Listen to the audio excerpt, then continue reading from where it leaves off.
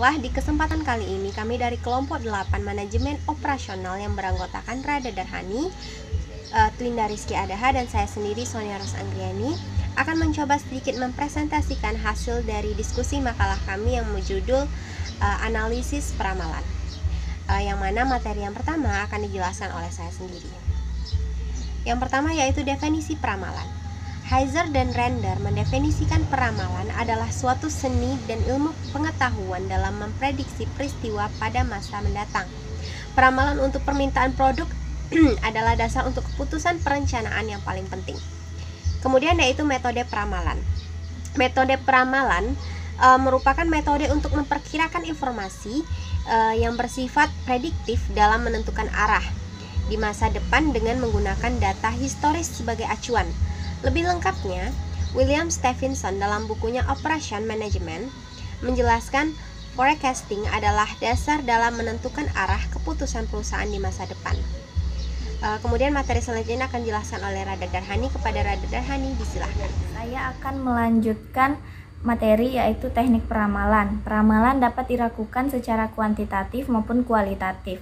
Pengukuran secara kuantitatif menggunakan metode statistik, sedangkan pengukuran secara kualitatif berdasarkan pendapat atau judgement dari yang melakukan peramalan. Berkaitan dengan itu, dalam peramalan dikenal istilah perakiraan dan prediksi.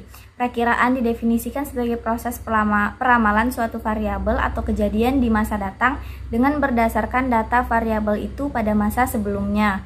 Sementara prediksi adalah proses peramalan suatu variabel di masa datang dengan lebih mendasarkan pada pertimbangan intuisi daripada data masa lampau. Berdasarkan horizon waktu, peramalan dapat dikelompokkan dalam 3 bagian, yaitu peramalan jangka panjang, peramalan jangka menengah, dan peramalan jangka pendek. Yang pertama ada peramalan jangka panjang, yaitu yang mencakup waktu lebih besar dari 18 bulan. Misalnya, peramalan yang diperlukan dalam kaitannya dengan penanaman modal, perencanaan fasilitas, dan perencanaan kegiatan litbang. Yang kedua yaitu ada peramalan jangka menengah, mencakup waktu antara 3-18 bulan. Misalnya peramalan untuk perencanaan penjualan, perencanaan produksi, dan perencanaan tenaga kerja tidak tetap. Yang ketiga yaitu ada peramalan jangka pendek, yaitu untuk jangka waktu kurang dari 3 bulan. Misalnya peramalan dalam hubungannya dengan perencanaan pembelian material, penjadwalan kerja, dan penugasan karyawan. Materi selanjutnya yaitu analisis time series dan pergerakan tren. Analisis time series adalah suatu teknik peramalan untuk mengevaluasi data guna menentukan pola dan tren. Hasilnya bisa membantu manajemen perusahaan menentukan kesempatan pasar terbaik yang dieksploitasi. Analisis time series adalah suatu metode yang berguna dengan menggunakan data kuantitatif masa lampau untuk meramalkan kerja masa mendatang.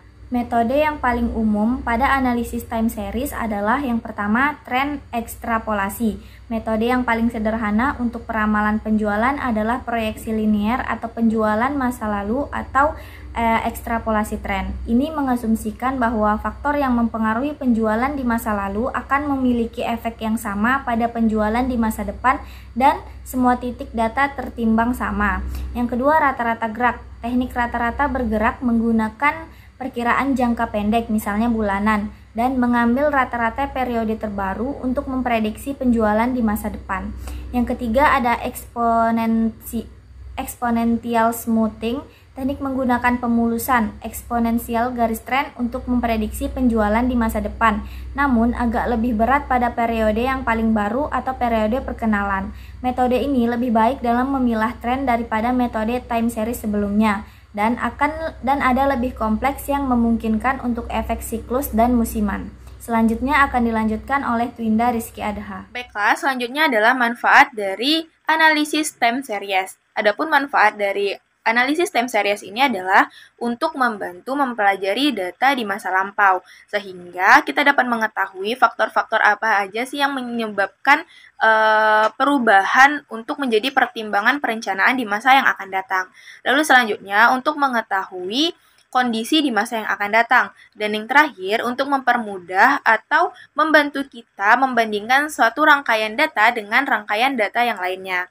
Nah, dalam time analisis series ini terdapat 4 pola, yaitu pola horizontal, terus pola tren, musiman, dan juga pola siklis. Nah, selanjutnya adalah teknik dari analisis time series. Dalam analisis time series, tekniknya itu terbagi menjadi dua, yaitu teknik pemulusan dan juga teknik dekomposisi.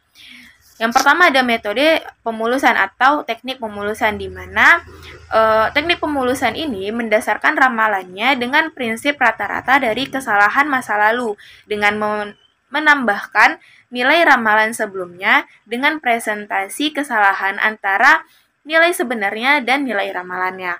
Lalu yang kedua ada teknik dekomposisi.